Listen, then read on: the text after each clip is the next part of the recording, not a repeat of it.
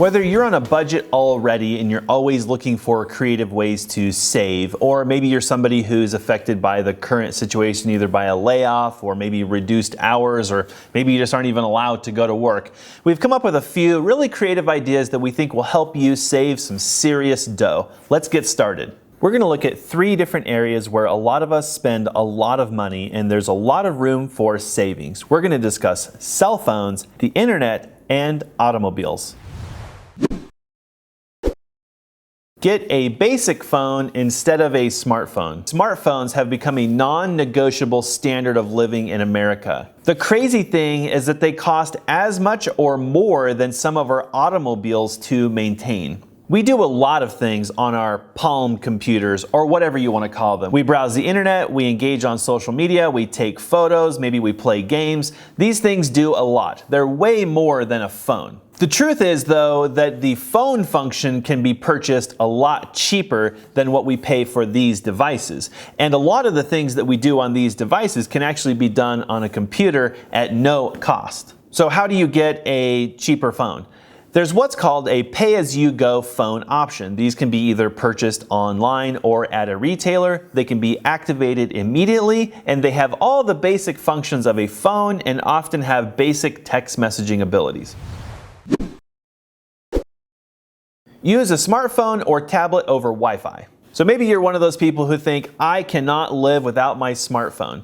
But the truth is, ask yourself, how much do you actually use your tablet or your smartphone outside your house? Especially right now, a lot of us are staying home. What a lot of us don't really acknowledge is the amount of data that we use at home, and we do that over our Wi-Fi or our internet connection. And therefore, there's actually no need to have a cellular connection with that device at all. It'll still work just as good at home over Wi-Fi. Cancel any connected cars or other connected devices. Statistically, a lot of us have really small little $5 or $10 expenses in our budgets that we either forgot about or we don't really think about that much, but the truth is they cost us money every single month. For example, you might have an XM radio subscription in your car, or you might have a Spotify subscription or something like that. The truth is there's free options for what that service does, and we could easily cancel those things. They usually kind of fall under a luxury item, and there's not something that we need in our day-to-day life. So just cutting those things could save you quite a bit. Put your cell phones on a family or a group plan. If for whatever reason you just aren't in a position to give up, or you're just unwilling to give up your smartphone, there's actually another option that's pretty good for saving money, and it's something that a lot of people aren't utilizing to the fullest. A lot of the larger cell phone carriers offer group plans or family plans.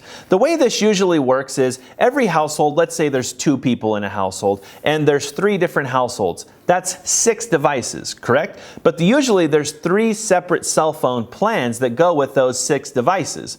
But if you were to take those 6 devices and put them into a single cell phone plan, the cost savings would be around 30%. So for example, the 3 households might pay $150 each per month for their plan.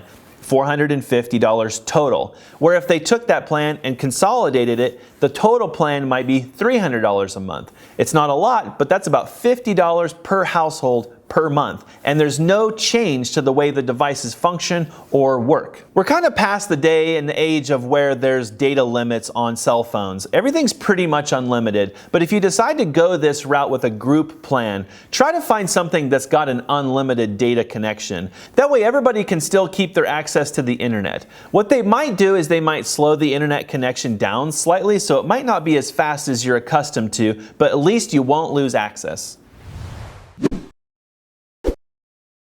Reduce the number of tablets and cell phones in your household temporarily. Maybe you're one of those folks that bought one of the new iPads or some other new tablet, and you put a cellular connection on it because you were going on a road trip and you thought it'll be wonderful to have maybe Google Maps or the internet while I'm driving or whatever, and then you put it on the counter and you kind of forgot about it. Those types of things are an instant savings. If you're not using that tablet or whatever outside of your house, you can just reduce that plan by 1 device and save yourself maybe between $20 and $50 a month. Or maybe you're a family that has a lot of children and they all have their own smartphones, phones, but let's be honest, maybe they're not going to school right now, or they're not using those devices outside the house, and so cutting them on the cellular plan, they should be able to use them in their house or their friend's house or wherever they have Wi-Fi, but that's going to save you a bunch of money. Share the internet with a friend or a neighbor. You know, when you go to log into your Wi-Fi at your house and you pull up the list of Wi-Fi connections and there's a bunch of other internet connections that are available, but they're all secure? Whose connections are those? Well, they're our neighbors or whatever. They're nearby. They're within range of the device. The thing about capitalism is internet providers want all of us to have our own internet connection. But of course, none of us are really using the internet that much. In fact, if you're at work all day or you're gone or something, well, there's nobody using your internet. If you're one of those people that lives maybe in a suburban area or a metro area or even an apartment building, and you can make friends, or maybe you have friends that live nearby, next door, whatever the case might be, shake a hand and try to build a relationship there and see if one or the other of you will allow the access to the internet so that you can share that expense. This is really the concept behind Uber and Lyft. It's called a sharing economy. It's where we have something and we're not maybe utilizing it all the time, and so we can allow other people to use it and we all share the expense. Reduce internet speed. Maybe at some point in time, either when you signed up for your internet service, or maybe everybody came to visit for Christmas and everybody was trying to watch YouTube and play games online or something and the internet was really slow, you bumped your internet speed up. A lot of internet providers offer different levels of speed, but of course we pay for those speeds. And maybe after all that stuff happened, whatever it was, you forgot to turn the speed down and you're still paying for this really fast internet, but you don't need it. It's something you might just audit, take a close look at, call your internet provider, and just ask them if they have a slower speed available. A lot of internet providers have a very, very, very basic plan. It's not going to be lightning quick, but a lot of times it's good enough to surf, text, use social media, maybe you can email people. No, you're not going to stream video in like 4K or really high definition, but it's good enough. But you're not going to tell you about this plan, so you're going to have to ask for it. It's kind of like the menu at In-N-Out Burger, if you're familiar with it. They have a lot of things that they cook, but they're not on the menu. So if you don't know about it, you can't ask for it. If you happen to be a senior, you might want to ask about a senior plan. A lot of them have a very basic plan that's not going to be super fast, but it's going to be super affordable. So don't hesitate to ask them for something like a Seniors Essentials Internet connection.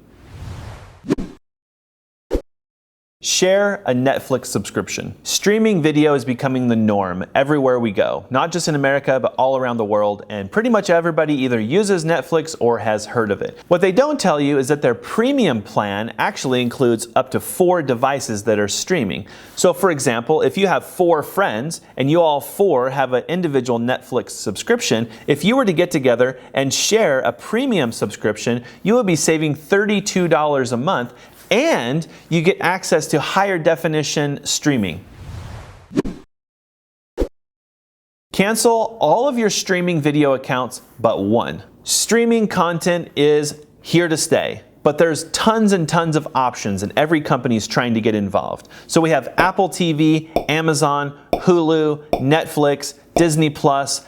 But the problem is they all want you to subscribe to their service, so their content is exclusive. That gets really expensive. So if you're that kind of person who has all these subscriptions because you love all this content but your budget's getting tight, you might take inventory of your subscriptions, think about the ones that you can do without for a little while, and maybe just keep one and really enjoy that one. Share Amazon Prime by using Amazon Household. If you're watching this video and you don't shop on Amazon, you must live under a rock. Amazon's not going anywhere. They become the standard for online shopping. And a lot of us use the features of Prime. 2-day shipping, access to music, videos, books, Audible. But what most people don't know is that Amazon actually offers a feature to share a Prime subscription. They call it Amazon Household. So if you have an Amazon Prime subscription, and maybe you have a friend or relative or neighbor who also has a subscription, you can actually combine those into one Amazon Household, and you'll only pay for one subscription. And there's no loss of benefits. Everybody gets access to all the same stuff.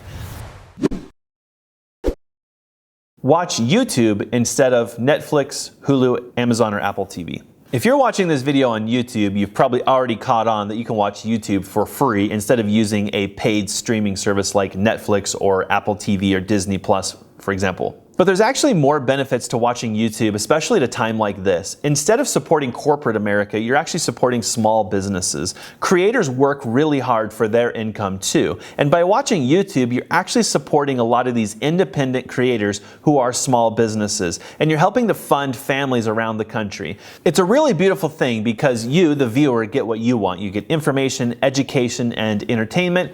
Creators get to support their families and create independent businesses. And advertisers get to share their products and their stories. So everybody wins.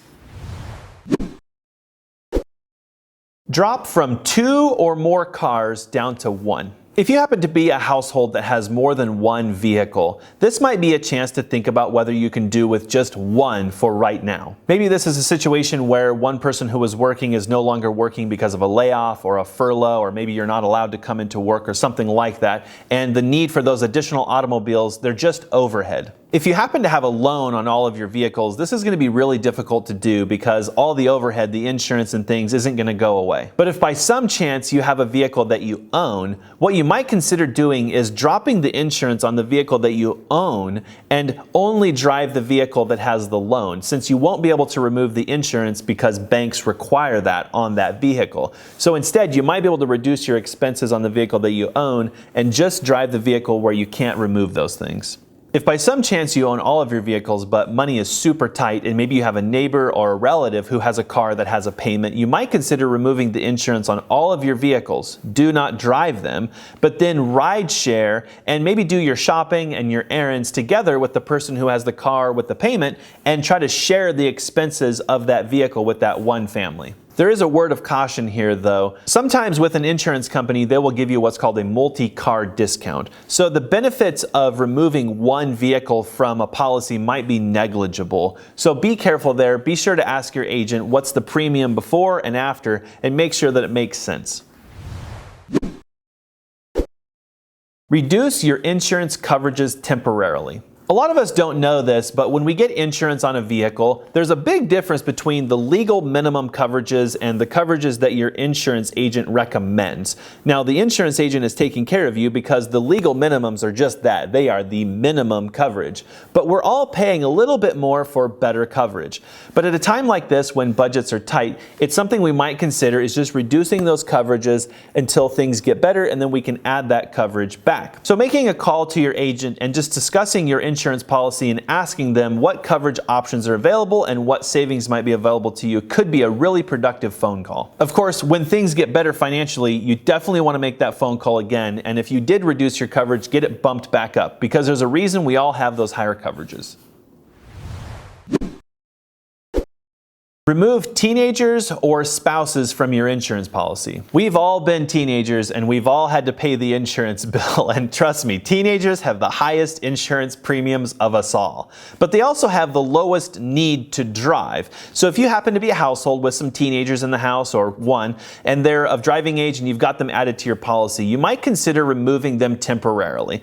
Odds are pretty good, maybe if they're not in need of transportation, they can just ride with you, or you could drive them where they need to go. And that could be a massive savings. The same is true of a spouse. Maybe your spouse is laid off or furloughed right now and they don't need to commute or they don't need to get to work. And ride sharing makes sense. You might be able to remove them temporarily from your policy and realize an instant savings. The challenge with a change like this is that the insurance companies won't backdate this. So you'll want to take action immediately so that you can realize those savings immediately. We hope you found something in these ideas that you can implement right away. We're pretty confident these are things that maybe you didn't think about, or just really creative ideas to temporarily reduce overhead, and they'll help you either in the long run or maybe just to kind of weather a little bit of a bumpy financial road for a few weeks or a few months. We'd love to know which one of these you found helpful and maybe which ones you implemented, and if you're willing to share, maybe how much money it saved you trying these few things out. So if you try something, be sure to share in the comments how it worked for you and how much you saved. Do you happen to have a really creative idea for saving money that you think other people could benefit from? Feel free to drop it in a comment below and we can all help each other. Yeah, so the other day I was making a video and I was just kind of talking on my phone, and just trying to show talking on a cell phone for a video that I was making about how to save money. Right, yep, that's pretty much how you save money. You just don't spend a bunch of money you don't have. Yep, yeah, exactly. You don't get credit because you don't have any money, and then you use that credit to buy a bunch of stuff you don't need. So, yeah, what are you gonna do?